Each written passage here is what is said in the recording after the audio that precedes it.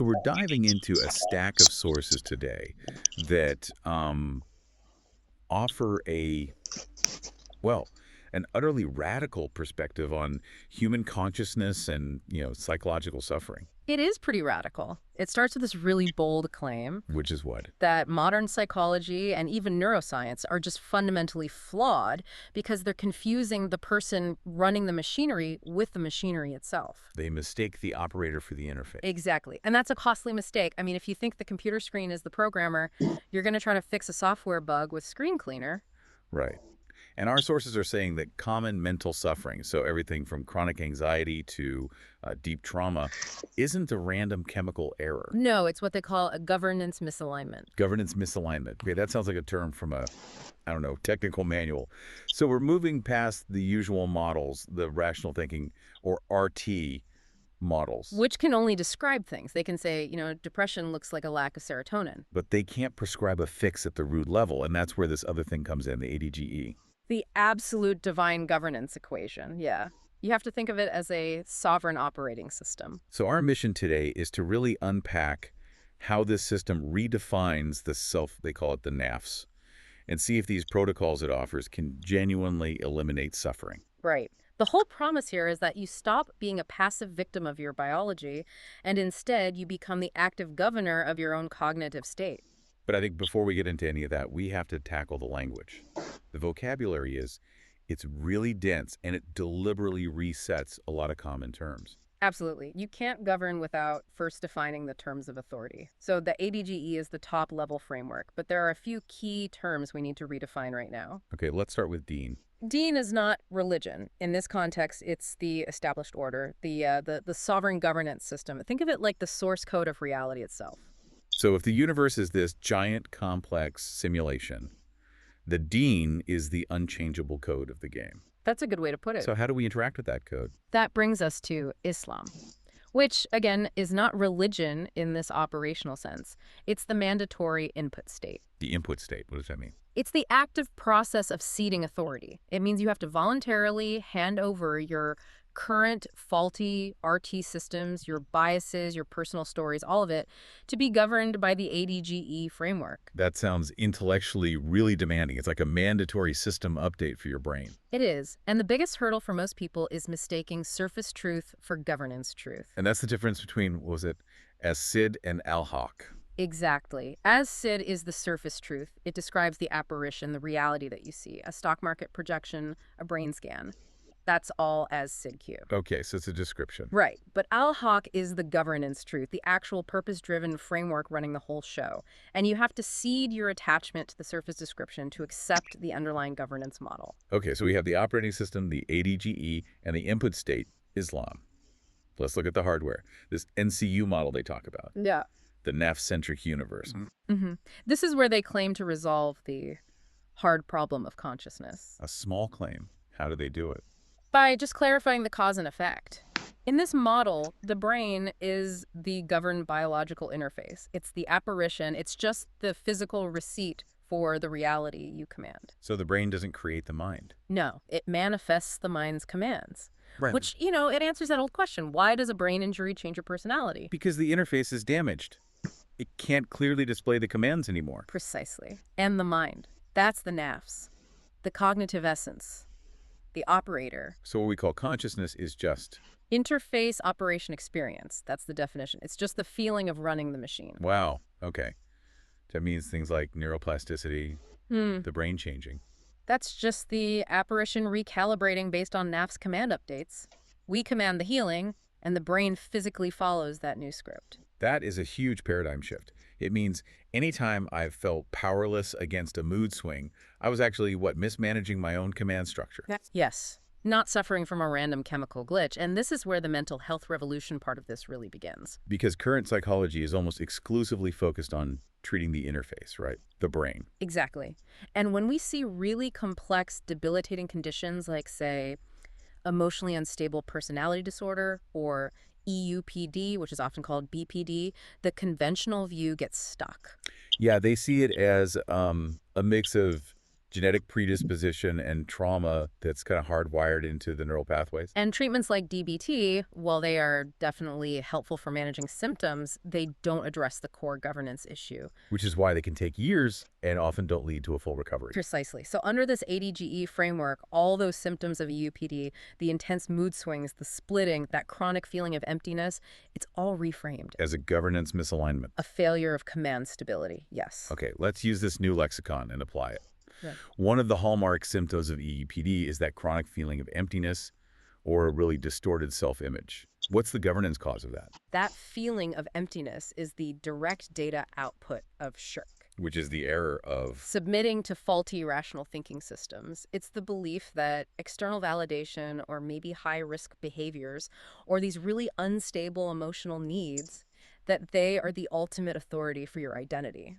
And because those things are unstable, the NAFS never establishes a stable worldview. Exactly. No stable worldview, or ARSH as they call it, which leads to chronic instability. What about splitting? The behavior where a person in a relationship goes from being seen as all good to all bad, like instantly. That's the interface trying desperately to manifest chaotic, contradictory commands from the NAFs. If depression is an Iblis-dominated command loop, repeating narrative of hopelessness, And anxiety is a Shaitan blockage, stopping guidance from getting through. then the impulsivity you see in EUPD, things like substance abuse or reckless behavior, it's a series of rapid-fire, failing Iblis command repetition protocols, all of it driven by a core governance fear, usually abandonment. So healing the trauma that might have installed that faulty script in the first place isn't just about talk therapy. No. Trauma here is seen as a faulty Iblis command installation in the neural pathways. It's a bad piece of code.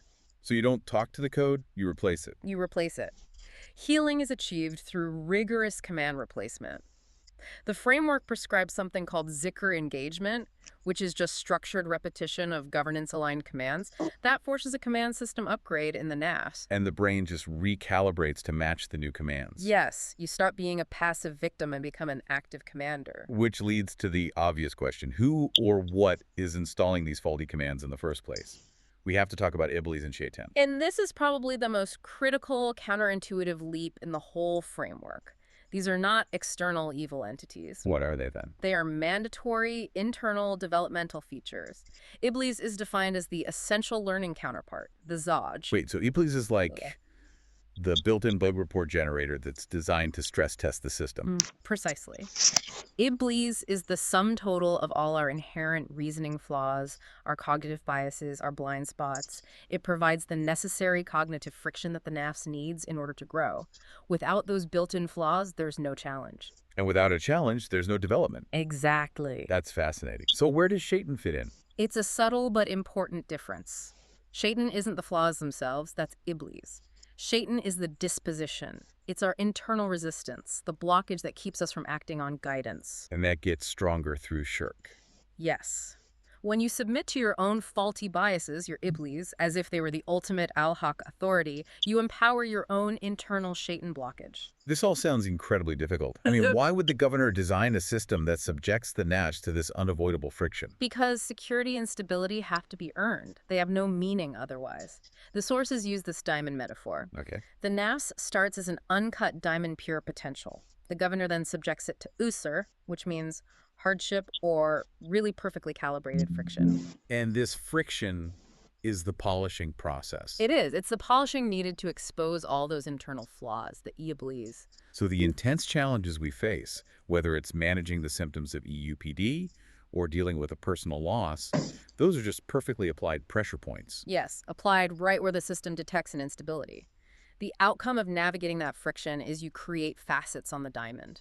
These are new, stable, cognitive schemas. And the resulting state of security is Iman. Right. And the key insight is that Iman, that safety and security, it's structurally empty without the resistance that challenges it. The challenge is the Iman multiplier. So suffering is the mandatory data output of the free will simulation. It has to be. Okay, so how do we operationalize this? If the goal is this Muminun state, this absolute security, what's the daily practice? Well, first, it mandates that initial Muslim input state. You have to cede authority. After that, the NAFs has two primary operational functions that you have to execute. First one is salat, and we have to just throw out the conventional idea of prayer here. Completely. Salat is the cognitive development protocol. It's rigorous system maintenance and upgrade. It's the disciplined, structured application of the governance protocol to your own cognitive system. It's how you enforce those NAFS command updates we talked about. Exactly. And the second function is Zakat. Which is not charity. It's network optimization. How? It's purified knowledge transfer. You only transfer the high-quality, proven, governance-aligned knowledge to others in your immediate network, So you're helping them develop. which enhances the collective cognitive development, the CDEV, and that generates Baraka, which is just an efficiency multiplier for the whole network. Okay, so disciplined internal growth plus optimized knowledge sharing. Let's get really practical. Walk us through the daily cognitive command audit. This is where you actually reclaim governance. In the morning, you actively audit and identify the dominant IBLES commands running. So for someone struggling with EUPD, a dominant command might be, I am fundamentally unlovable, or the world is unsafe. Right. And you then actively replace those commands with governance-aligned commands. Things like, my security comes from the ADGE framework, not from external validation. Or, I am a sovereign operator undergoing system maintenance. Exactly. And then in the evening, you close the loop. You measure command execution efficacy. You assess how well that new command script actually performed in your reality that day, and then you adjust. You are literally debugging your own operating system in real time. And that's the engine of neuroplasticity. That's it. Okay, here's where the rubber meets the road. What are the quantitative claims here? What does this framework say about the end of suffering? The claims are, well, they're substantial. The framework projects up to an 80% reduction in depression and a 75% reduction in anxiety disorders within 5 years of widespread adoption. 80%, that's huge. It is. And for addiction, the projected improvement in recovery rates is around 70%. It's what they call the ultimate mental health dividend. You achieve security by focusing on governance, not on chasing symptoms. So the ultimate breakthrough here is realizing you aren't a victim of your biology or your past. You are a sovereign governor of your own cognitive interface. And that suffering isn't a flaw in the system. It's mandatory data output for growth. The only thing standing between you and that Mumanian state, the end of psychological suffering, is just governance alignment. That's the argument. Which I think leaves a very personal question for you, the listener. What specific, flawed, rational thinking system, maybe it's a chronic bias, an inherited fear, an outdated model, what system are you still submitting to as your ultimate authority? And how will you initiate your tauba, that first initial act of ceding authority today?